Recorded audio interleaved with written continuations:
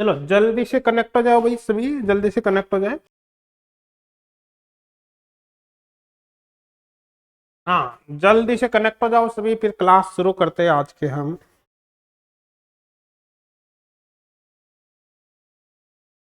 Good evening Pawan, good evening, good evening.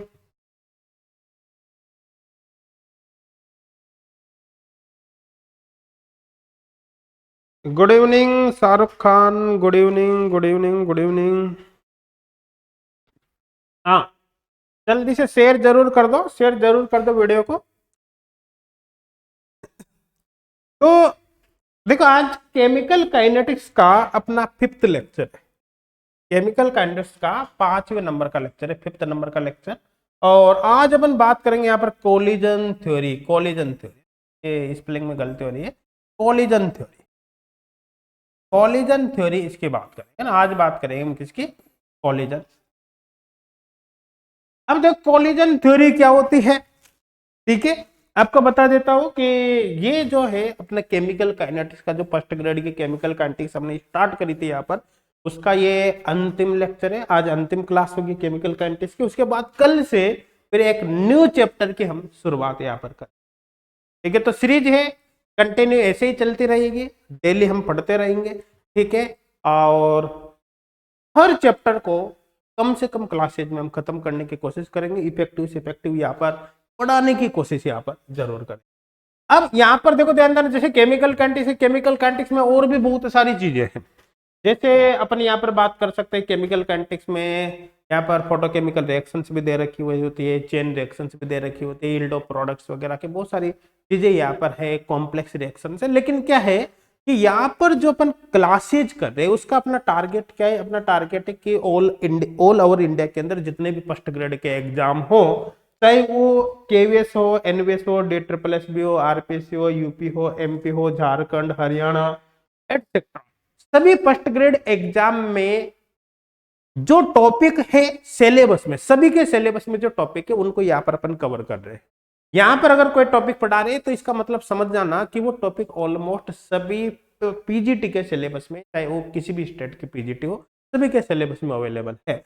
और यदि कोई ऐसा टॉपिक है जो पर्टिकुलर किसी एक के सिलेबस में तो है लेकिन दूसरे के सिलेबस में नहीं है, तो उसको फिर यहाँ पर अपन कवर नहीं करवा रहे, क्योंकि यहाँ पर अपनी क्लासेस का बेनिफिट हर स्टूडेंट को मिलना चाहिए। वो तभी मिलेगा जब ऐसा टॉपिक हम कवर करें जो सभी पीजीटी के एग्जाम्स में अवेलेबल है, सभी के सिलेबस में, ठीक है। तो ऑलमोस्ट आप मान सकते हैं कि काइनेटिक्स के मोस्ट ऑफ टॉपिक्स यहाँ पर कवर हो जाते हैं।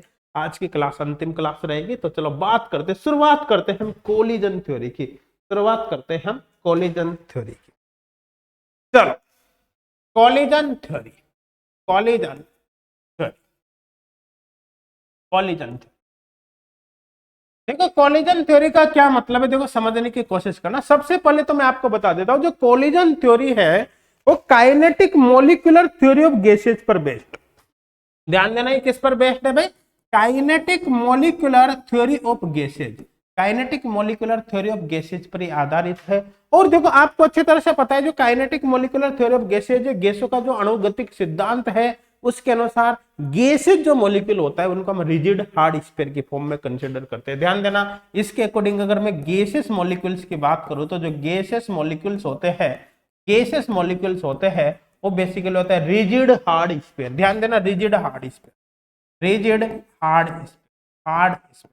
तो यहाँ पर एक बात समझने की कोशिश करना, देखो जो कोलिजन थ्योरी है, collision theory kinetic molecular theory of gases पर ही आधारित है, गैसों के अणुगतिक सिद्धांत पर ही आधारित है।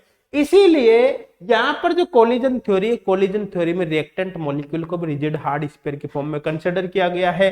जैसे यहाँ पर सपोज करो A2 और B2 के बीच रिएक्शन होती है, जैसे A2 plus B2, A2 plus B2 मिलकर मान लो 2AB बनाते हैं।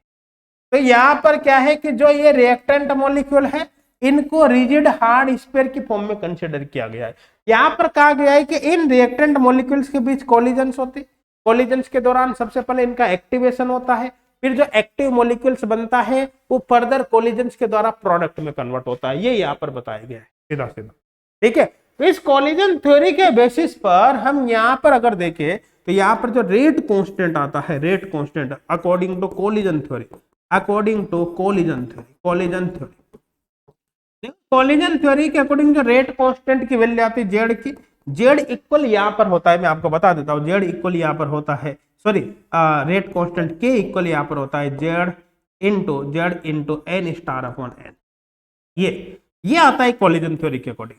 अब देखो यहां पर जो जेड हमने लिखा है, जेड जेड का मतलब है फिर फ्रीक्वेंसी फैक्टर, जेड का मतलब क्या है, फ्रीक्वेंसी फैक्टर। अब फ्रीक्वेंसी फैक्टर की जो वैल्यू होती है, फ्रीक्वेंसी फैक्टर का सीधा सीधा मतलब क्या होता है, देखो ध्यान से समझने की कोशिश करना। देखो एक कंटेनर है, एक बीकर यहां पर रखा हुआ है, कंटेनर रिएक्शन मिक्सचर, इस रिएक्शन मिक्सचर के इकाई आयतन में, यूनिट वॉल्यूम में, यूनिट समय में, मतलब एक सेकंड के अंदर रिएक्टेंट मॉलिक्यूल्स के बीच कितनी टक्करें होती है, उन टक्करों की संख्या को हम कहते हैं कोलिजन फ्रीक्वेंसी। ध्यान देना, मैंने क्या बोला, क्या बोला भाई मैंने, देखो रिएक्शन मिक्सचर के इकाई आयतन में प्रेजेंट रिएक्टेंट मॉलिक्यूल्स के बीच इकाई समय में कितनी कोलिजन्स होती, कितने टक्करें होते हैं, उनकी संख्या को बोलते हैं कोलिजन फ्रीक्वेंसी। कोलिजन फ्रीक्वेंसी का जो बेसिकली फॉर्मूला है तो यहां पर मैं आपको बता देता हूं, कोलिजन फ्रीक्वेंसी का फॉर्मूला होता है भाई sigma a b square, sigma a b square यहां पर 8 pi are t upon mu के पावर 1/2, ये इसका फॉर्मूला होता है। फॉर्मूले के डेरिवेशन से मतलब अपन को नहीं है, डायरेक्ट आपको फॉर्मूला पता होना चाहिए, क्वेश्चंस आ जाते हैं, क्वेश्चंस आ जाते हैं, डायरेक्ट फॉर्मूला आपको पता होना चाहिए। गुड इवनिंग काजल, गुड इवनिंग। कोई भी डाउट हो तो भाई साथ के साथ जरूर आप बताना, ताकि आपके सारे डाउट्स को यहाँ पर क्लियर किया जा सके, और वीडियो को शेयर जरूर कर दीजिए ताकि बाकी स्टूडेंट को भी इसका फायदा हो, है ना। चलो ये हो गया भाई कोलिजन फ्रीक्वेंसी। देखो यहां पर जो लिखा है हमने एन स्टार अपॉन एन, तो actually n star upon n की अगर बात करें तो ये होता है ई के power minus e upon R T, और इसके बारे में ऑलरेडी हमने पढ़ रखा है, हमको पता है ये फ्रैक्शन ऑफ एक्टिव मॉलिक्यूल्स। ये क्या होता है, फ्रैक्शन ऑफ एक्टिव मॉलिक्यूल्स, सक्रिय अणुओं का अंश, फ्रैक्शन ऑफ एक्टिव मॉलिक्यूल्स। यहां पर जो एन है रिएक्शन मिक्सचर के इकाई आयतन में उपस्थित total number of reactant molecule, ध्यान देने total number of reactant molecule है, और जो एन स्टार है, एन स्टार क्या है, रिएक्शन मिक्सचर के इकाई आयतन में उपस्थित सक्रिय अणुओं की संख्या, एक्टिव मॉलिक्यूल्स की संख्या। तो ये एक्टिव मॉलिक्यूल्स की संख्या है, ये total number of reactant molecules है, और दोनों का जो रेशियो होगा उसको बोलते हैं फ्रैक्शन ऑफ एक्टिव मॉलिक्यूल। तो कुल मिलाकर अगर मैं यहां पर इन दोनों को मिला दूं, जेड की जगह पर मैं यहां पर ये रख दूं, और फ्रैक्शन ऑफ एक्टिव मॉलिक्यूल जिसकी जगह पर ये रख दूं, तो यहां पर जो रेट कांस्टेंट होगा उसका फॉर्मूला हमारे पास निकल कर आएगा, के इक्वल यहां पर होगा। देखो ध्यान देना, जेड की जगह पर ये रख दो भाई यहां पर, तो देखो जेड की जगह पर मैं रख रहा हूं सिग्मा ए बी। अब इनका क्या मतलब है, बात करेंगे अपन, 8 pi are T divide by mu के पावर 1/2, और यहाँ पर जो फ्रैक्शन ऑफ एक्टिव मॉलिक्यूल है, ध्यान देना, जो फ्रैक्शन ऑफ एक्टिव मॉलिक्यूल है एन स्टार अपॉन एन, उसकी जगह पर ई के power minus e upon R T मुझे रखना है, तो यहाँ पर मैं रखूंगा ई के power minus e upon R T. ये यहाँ पर हो जाएगा, ये यहाँ पर हो जाएगा। ये फॉर्मूला है, दिमाग में फिक्स कर लेना, बहुत ज्यादा हमारे काम में ये आता है। क्लियर है भाई, सबके अच्छी तरह से समझ में आ गया होगा, कोई डाउट किसी को यहाँ पर नहीं होगा। अब देखो ध्यान देना, ये जो थ्योरी है कोलिजन थ्योरी के कुछ लिमिटेशंस है। कोलिजन थ्योरी केवल सिंपल गैसेस मॉलिक्यूल्स पर ही अप्लाई होता है, जो सिंपल गैसेस रिएक्शन है उन्हीं पर अप्लाई होती है। जब हम कॉम्प्लेक्स रिएक्शन की बात करते हैं, या फिर ऐसी रिएक्शंस होती है जो कि सॉल्यूशन के अंदर कंडक्ट करवाई जाती है, लिक्विड स्टेट में कंडक्ट करवाई जाती है, उन पर कोलिजन थ्योरी एप्लीकेबल नहीं है, वहां पर कोलिजन थ्योरी काम नहीं करती। तो कुल मिलाकर बात करें यहां पर जैसे लिमिटेशंस ऑफ कोलिजन थ्योरी, ध्यान देना, limitations of collision theory, limitations of collision theory, limitations of collision. एक बार जल्दी से सब रिप्लाई कर दो, अभी तक जो हमने पढ़ा है वो सबके समझ में आया नहीं आया भाई, जल्दी से रिप्लाई करके बताओ। अभी तक जो कुछ भी हमने पढ़ा है वो सबके समझ में आया नहीं आया? मेरे हिसाब से ऐसा समझने लायक कुछ नहीं है, आई थिंक सभी के समझ में आ गया होगा। फिर भी अगर कोई डाउट हो तो आप जरूर बताइए, ताकि आपके डाउट्स को यहाँ पर क्लियर किया जा सके, आपके डाउट्स को क्लियर किया जा सके। चलो देखते हैं, तो लिमिटेशन ऑफ कोलिजन थ्योरी में देखो, जो मैंने क्या बताया कि collision theory actually kinetic molecular theory of gases पर, गैसों के अणुगतिक सिद्धांत पर आधारित है। और kinetic molecular theory of gases में गैसों के पार्टिकल्स को रिजिड हार्ड स्फीयर माना गया है, क्योंकि कोलिजन थ्योरी भी उसी पर आधारित है, इसलिए कोलिजन थ्योरी में रिएक्टेंट मॉलिक्यूल को रिजिड हार्ड स्फीयर माना गया। रिजिड हार्ड स्फीयर मानते हुए स्फीयर हो गया। अब देखो मॉलिक्यूल की ज्योमेट्री कोई सी भी हो, मॉलिक्यूल चाहे टेट्राहेड्रल हो, चाहे ऑक्टाहेड्रल हो, चाहे स्क्वायर प्लेनर हो, कोई सा भी हो, मॉलिक्यूल को यहाँ पर एक गोले की समान माना गया है कोलिजन थ्योरी, और गोले के समान मानते ही उसका सारा खेल खत्म हो गया, कोलिजन थ्योरी काफी ज्यादा फेल हो जाती। क्लियर यहां तक? तो कुल मिलाकर यहां पर क्या किया गया है कि kinetic molecular theory of gases पर आधारित होने की वजह से जो कोलिजन थ्योरी है वो केवल सिंपल गैसेस मॉलिक्यूल्स वाली रिएक्शन पर ही अप्लाई होती है, लेकिन ऐसी कोई रिएक्शन है जो कॉम्प्लेक्स रिएक्टेंट मॉलिक्यूल की है तो वहां पर कोलिजन थ्योरी एप्लीकेबल नहीं है। तो कुल मिलाकर यहां पर मैं बात कर लेता हूं, देखो it is applicable only for simple gaseous molecule, only for simple gaseous molecule, only for reaction of simple gaseous molecule।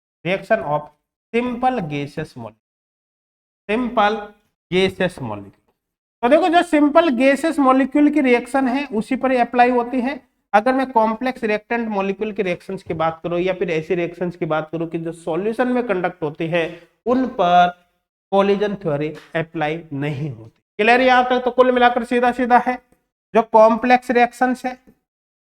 Reactions in पर कोलिजन थ्योरी इंप्लीमेंट नहीं होती, काम नहीं करती। देखो जो रिएक्शंस इन सॉल्यूशन है इन पर कोलिजन थ्योरी काम नहीं करती, यहाँ पर भी कोलिजन थ्योरी अप्लाई नहीं होती। कोलिजन थ्योरी में अब इसी के बेसिस पर कुछ इंप्लीमेंट किया गया, कुछ इंप्रूव किया गया है और न्यू थ्योरी दी गई है जिसको कहते हैं मॉडिफाइड कोलिजन थ्योरी। देखो तो यहाँ पर अपन बात करें जैसे modified collision theory, modified collision theory. अब देखो ध्यान देना, जैसे अपन सिंपल जो कोलिजन थ्योरी में हमको पता है कि कोलिजन्स को सिंपल मॉलिक्यूल्स के बीच होने वाली कोलिजन्स को कंसीडर किया गया है। क्लियर यहां तक? ठीक है। तो मॉडिफाइड कोलिजन थ्योरी में एक्चुअली क्या है कि ओरिएंटेशन को भी कंसीडर किया गया है। इसके अकॉर्डिंग अगर मैं रेट कांस्टेंट की बात करता हूं तो रेट कांस्टेंट यहां पर आता है पी जेड ई के power minus e upon r. तो देखो अगर मैं सिंपल कोलिजन थ्योरी की बात करूं तो उसके लिए जो रेट कांस्टेंट का फॉर्मूला है वो क्या है, के जेड डॉट ई के power minus e upon R T. जबकि मैं मॉडिफाइड कोलिजन थ्योरी की बात करूं तो यहाँ पर एक नया फैक्टर जोड़ा गया है, जिसको पी से रिप्रेजेंट करते हैं। तो यहाँ पर जो ये पी है इसको बोलते हैं प्रोबेबिलिटी फैक्टर या फिर इसको स्टेरिक फैक्टर हम बोलते हैं। तो इसको बोलते हैं प्रोबेबिलिटी फैक्टर या फिर इसको आप बोलते हो ओरिएंटेशन फैक्टर। इसका क्या मतलब है अपन बात करेंगे, या फिर इसको आप ओरिएंटेशन फैक्टर बोल सकते हो, ओरिएंटेशन फैक्टर, या फिर आप इसको बोल सकते हो स्टेरिक फैक्टर, या इसको बोल सकते हो आप स्टेरिक फैक्टर। क्लियर है? यहां तक समझ में आ रहा है? अब देखो इस ओरिएंटेशन या स्टेरिक फैक्टर का मतलब क्या होता है, एक्चुअली क्या होता है, ध्यान से समझना। जैसे सपोज करो कि हमको एक ये रिएक्शन करवानी, जैसे यहाँ पर CH3, यहाँ पर सपोज करो हमने ये ले लिया भाई, यहाँ पर OH, या यहाँ पर हमने जो है Cl ले लिया, यहाँ पर सपोज करो ये यहाँ पर हाइड्रोजन मान लिया और यहाँ पर हमने मान लिया जो है C2H5। और सपोज करो कि OH माइनस की रिएक्शन इस पर करवानी और यहाँ पर मान लो SN2 रिएक्शन होते हैं और इस रिएक्शन के दौरान सपोज करो ये प्रोडक्ट बनता है, यहाँ पर ये OH, यहाँ पर वेज पर हाइड्रोजन और डैश पर ये C2H5, ये प्रोडक्ट बनता है। अब आप देखो ध्यान देना, अगर मैं कोलिजन थ्योरी को इस रिएक्शन पर अप्लाई करूं तो इस रिएक्शन पर कोलिजन थ्योरी बिल्कुल भी अप्लाई नहीं होगी। इस रिएक्शन पर कोलिजन थ्योरी के अप्लाई नहीं होने का क्या रीजन है? कोलिजन थ्योरी के good evening Mahavir Sharma, good evening. ठीक है, आई थिंक सबके समझ में आ रहा होगा। देखो ध्यान देना, समझना, इस रिएक्शन पर कोलिजन थ्योरी अप्लाई नहीं होगी। देखो अगर OH माइनस की मैं रिएक्शन करूं तो देखो ध्यान देना, एक्चुअली कोलिजन थ्योरी के अकॉर्डिंग क्या होगा कि ये रिएक्टेंट मॉलिक्यूल आपस में टकराएंगे, टकराकर ये एक्टिवेट होंगे और फाइनली प्रोडक्ट का फॉर्मेशन।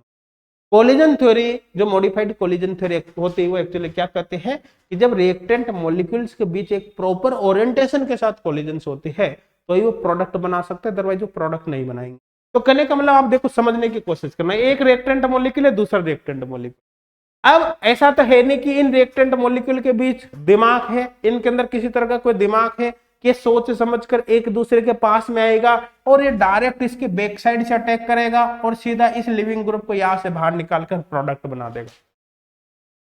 ठीक है, ऐसा डायरेक्ट 100% एफिशिएंसी के साथ होना संभव नहीं, क्योंकि इन मॉलिक्यूल के बीच दिमाग तो होता नहीं, रैंडम गति करते हैं और रैंडम गति करते हुए ये कहीं पर भी टकरा सकते हैं। ये यहां पर इससे डायरेक्ट भी टकरा सकता है लेकिन इससे प्रोडक्ट नहीं बनेगा, ये यहां पर इससे डायरेक्ट टकरा सकता है लेकिन इससे प्रोडक्ट नहीं बनेगा, ये यहां पर इससे भी टकरा सकता है लेकिन इससे प्रोडक्ट नहीं बनेगा, यहां पर इससे टकरा सकता है, इससे प्रोडक्ट नहीं बनेगा। तो कहने का मतलब है इस मॉलिक्यूल के बीच में जो टकरे होंगी तो इसमें कई सारी संभावनाएं हैं, ये आपस में कहीं पर भी किसी भी जगह टकरा सकते हैं, लेकिन प्रोडक्ट तब तक नहीं बनेगा जब तक कि ये जो रिएक्टेंट है ये एक प्रॉपर ओरिएंटेशन से नहीं टकरा जाए। कहने का मतलब OH माइनस इसके बीच जो कोलिजन हो रही, जब तक ये OH माइनस इसकी बैक साइड से अटैक नहीं कर देगा तब तक प्रोडक्ट का फॉर्मेशन नहीं होगा। सीधा सीधा मतलब है जब दो रिएक्टेंट मॉलिक्यूल एक प्रॉपर ओरिएंटेशन के साथ कोलिजन करते हैं तभी प्रोडक्ट का फॉर्मेशन हो सकता है, और इनके बीच प्रॉपर ओरिएंटेशन से कोलिजन होगी या नहीं होगी इसके लिए कई सारे फैक्टर रिस्पॉन्सिबल होते हैं। इन रिएक्टेंट मॉलिक्यूल की एक्चुअली ज्योमेट्री क्या है इस पर भी डिपेंड करेगा कि इनके बीच प्रॉपर ओरिएंटेशन से होने वाली कोलिजन्स के कितने चांस है। समझ में आ रहा है? तो कुल मिलाकर यहाँ पर प्रॉपर ओरिएंटेशन को भी कंसिडर किया गया है, यहाँ पर ज्योमेट्री ऑफ मॉलिक्यूल्स को कंसिडर किया गया है, कई सारे फैक्टर्स को कंसिडर करते हुए मॉडिफाइड कोलिजन थ्योरी दी गई है जिसकी फाइनल इक्वेशन यहाँ पर ये आती है। चलो अब यहाँ पर अपन क्वेश्चन की बात करते हैं, यहाँ पर अपन क्वेश्चन की बात करते हैं। यहाँ पर आप देख सकते हो, सबसे पहले तो आप बताइए, सबसे पहले बताइए कि क्या आंसर होगा इसका, क्या आंसर होगा? हाँ जल्दी से रिप्लाई करो भाई, जल्दी से रिप्लाई करो, क्या आंसर होगा इसका? हाँ जल्दी से रिप्लाई करो, आंसर क्या होगा भाई इसका?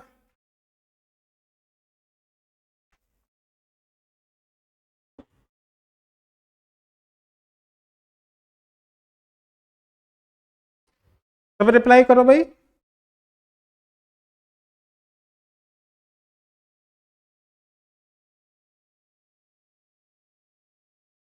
चलो देखो यहां पर अपन बात करें तो आप ध्यान देना, देखो the aspect of successful collision theory, देखो collision theory, successful collision theory का सीधा सीधा मतलब है मॉडिफाइड कोलिजन थ्योरी की अपन बात करें। मॉडिफाइड कोलिजन थ्योरी में सब कुछ कंसिडर किया गया है। देखो यहाँ पर पी को कंसिडर कर लिया, इस पी को कंसिडर कर लिया तो इसमें ज्योमेट्री भी आ गया, इसमें हिस्टेरिक फैक्टर्स वगैरह सब कुछ आ गया।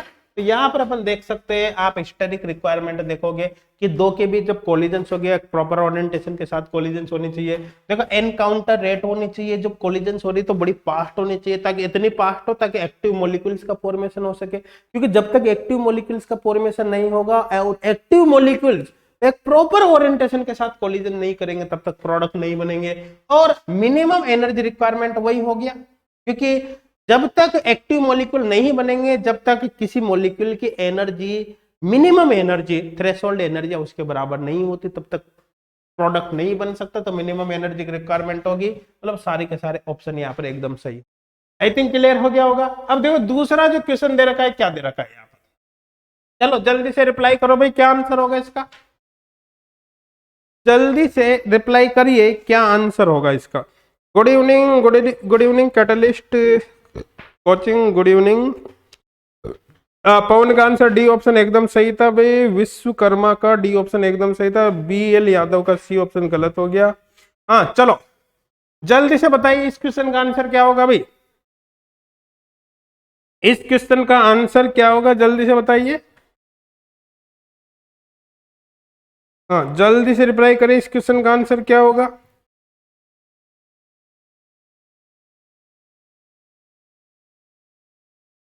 हाँ बीर सिंह का आंसर आ गया, डिड्डी, बीर सिंह चक्रवर्ती, डिड्डी ऑप्शन आ गया। Catalyst coaching D option, Kajal का बी ऑप्शन, बी ऑप्शन आ गया, बॉल बी ऑप्शन। चलो हाँ सब रिप्लाई किया करो भाई, सब रिप्लाई किया करो। चलो यहां पर देखते हैं भाई क्या दे रखा है आपको, देखो ध्यान देना, the factor P in the rate equation, यहां पर जो P है वो क्या है? देखो P यहां पर क्या है, कोलिजन फ्रीक्वेंसी, नहीं भाई, कोलिजन फ्रीक्वेंसी नहीं, कोलिजन फ्रीक्वेंसी या तो एक्चुअली जेड होता है, ये जेड है। यहाँ पर देखो ये प्री एक्सपोनेंशियल फैक्टर की जगह जेड है, एक्चुअली ये लिखा है अपन ने के, यहाँ पर पी जेड ई के power minus e upon R T. Pre exponential factor को जेड की जगह यहाँ पर ऐसे रिप्रेजेंट कर दिया, ये जेड है कोलिजन फ्रीक्वेंसी, ये गलत हो गया। स्टेरिक फैक्टर है पी, एकदम सही है। स्टेरिक फैक्टर या ओरिएंटेशन फैक्टर या प्रोबेबिलिटी फैक्टर बोल सकते हैं, ये है।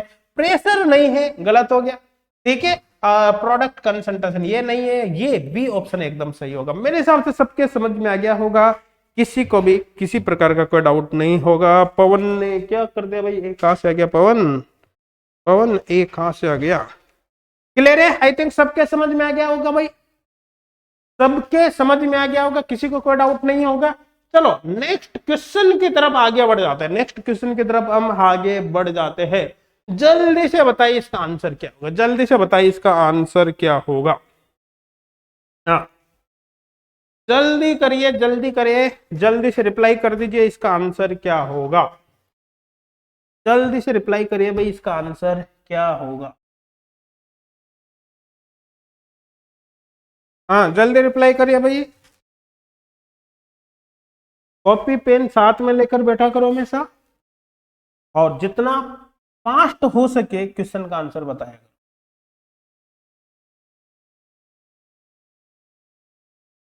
हाँ जल्दी रिप्लाई करो भाई, जल्दी रिप्लाई करो, क्या आंसर होगा।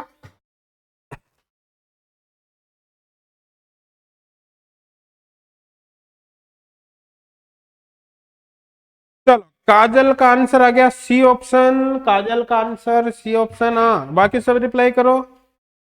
के R Rana chemistry classes C option, Pawan Prajapati का बोल बी ऑप्शन। सब रिप्लाई करो भाई, सब रिप्लाई करो। चलो चलो चलो चलो देख लेते हैं यहाँ पर क्या आंसर आएगा, ध्यान देना, आप समझना। देखो from the kinetic theory of gases, देखो kinetic theory of gases the number of bimolecular collisions per second per unit volume among the molecules one species is given। देखो ध्यान देना, ये एक्चुअली देखो जो कोलिजन थ्योरी है वो एक्चुअली काइनेटिक मोलिकुलर थ्योरी पर ही आधारित है। तो कुल मिलाकर कोलिजन थ्योरी से इसको कोरिलेटेड करेंगे, बाइमोलिकुलर कोलिजन्स की यहाँ पर बात की जा रही है। तो सीधा सीधा कॉन्सेप्ट है, अगर मैं कोलिजन थ्योरी की बात करूं तो जेड है जो फ्रीक्वेंसी फैक्टर है उसकी वैल्यू है sigma a b square, sigma a b square, यहाँ पर 8 pi are t upon mu के पावर 1/2। थोड़ा सा इससे कंपेयर करने की कोशिश करो, यहाँ पर इससे कंपेयर करने की कोशिश करो, अपने आप समझ में आएगा। देखो ध्यान देना, समझना, यहाँ पर सबसे पहले तो देखो पावर 1/2 आ रही, पावर 1/2 आ रही है, तो 1/2 1/2 ये, तो ये दो ऑप्शन तो आपके ऐसे ही कट गए, ये दो ऑप्शन तो ऐसे ही कट गए, ये तो आंसर आना ही नहीं है, ठीक है। अब इन दोनों में से कंपेयर करो, देखो यहाँ पर सिग्मा आ रहा है, इसका मतलब यहाँ पर तो सिग्मा स्क्वायर, इसका मतलब ये भी गया, अपना आंसर सी ऑप्शन होगा, एकदम करेक्ट होगा। एक थोड़ा सा चेंजेस इसमें किया गया है, जैसे यहाँ पर सपोज करो अपन बात करें जो है के एक्चुअली बोल्ट्जमान कांस्टेंट होता है, के क्या होता है, बोल्ट्जमान कांस्टेंट होता है, जिसकी वैल्यू जो है ये होता है बोल्ट्जमान कांस्टेंट, आप सब जानते हो बोल्ट्जमान कांस्टेंट, बोल्ट्जमान कांस्टेंट। देखो ये जो बोल्ट्जमान कांस्टेंट है, बोल्ट्जमान कांस्टेंट के की वैल्यू होती है आर अपॉन एन ए। तो कुल मिलाकर यहाँ पर थोड़ा सा चेंज किया गया है, आगे कुछ नंबर है उसके हिसाब से, ठीक है। यहाँ पर मैं आपको बता देता हूँ, देखो जो म्यू होता है, म्यू वो एक्चुअली रिड्यूस्ड मास होता है, यहाँ पर भी लिखा हुआ है, ये एक्चुअली रिड्यूस्ड मास होता है। और जो म्यू होता है, म्यू की वैल्यू होती है actually m1 m2 upon m1 plus m2, ये रिड्यूस्ड मास होता है, सामान्य तो द्रव्यमान रिड्यूस्ड मास, ठीक है। तो कंपेयर करने से ऑटोमेटिक आपको पता चल रहा है, ठीक है। यहाँ पर कुल मिलाकर सी ऑप्शन करेक्ट होगा, मेरे हिसाब से कोई डाउट नहीं होगा, सबके बहुत अच्छे से एकदम यहाँ पर क्लियर हो गया होगा, एकदम क्लियर हो गया होगा। हाँ पवन का एकदम सही है, सी ऑप्शन है, बीर सिंह का C option, K R Rana chemistry classes C option, Kajal का सी ऑप्शन, सभी का सही है, ठीक है। तो देखो ये कोलिजन थ्योरी है, देखो कोलिजन थ्योरी से ऐसे तो बहुत हाई लेवल के क्वेश्चंस भी बनते हैं, लेकिन अपने फर्स्ट ग्रेड में नहीं आते, ठीक है। फर्स्ट ग्रेड में जिस लेवल के क्वेश्चंस आते हैं वो ज्यादा यही है, इससे ज्यादा लेवल फर्स्ट ग्रेड का होता नहीं। अदरवाइज यहाँ से बहुत सारे क्वेश्चंस बनते हैं, कई तरह के न्यूमेरिकल्स यहाँ पर बनते हैं, ग्राफ के क्वेश्चंस बनते हैं, लेकिन अपने फर्स्ट ग्रेड लेवल पर वो सब नहीं आते, इसलिए उनमें अपना टाइम वेस्ट करने का कोई फायदा यहाँ पर। अब अपने केमिकल काइनेटिक्स के मोस्ट ऑफ टॉपिक्स जहां से क्वेश्चंस आने की पॉसिबिलिटी है, अपन ने वो यहाँ पर कंप्लीट करिए है। देखो आपको करना क्या है कि ये टॉपिक से आपको थोड़ा अंदाजा तो लग ही गया कि किस तरह के क्वेश्चंस बनते हैं, उनको कैसे हमको सॉल्व करना है। इसके साथ साथ क्या है कि आप थोड़ी सी प्रैक्टिस और बढ़ा सकते हो। आप सिमिलर क्वेश्चंस को किसी बुक्स वगैरह से जो भी आपके पास अवेलेबल है उनके थ्रू आप जरूर सोल्व करिए, ताकि आपकी प्रैक्टिस और बढ़े। काइनेटिक्स का, केमिकल काइनेटिक्स का आज ये अंतिम लेक्चर है। कल से हम एक नए टॉपिक की यहाँ पर शुरुआत करेंगे। आज यहीं पर खत्म करते हैं, टॉपिक अपना पूरा समाप्त हो।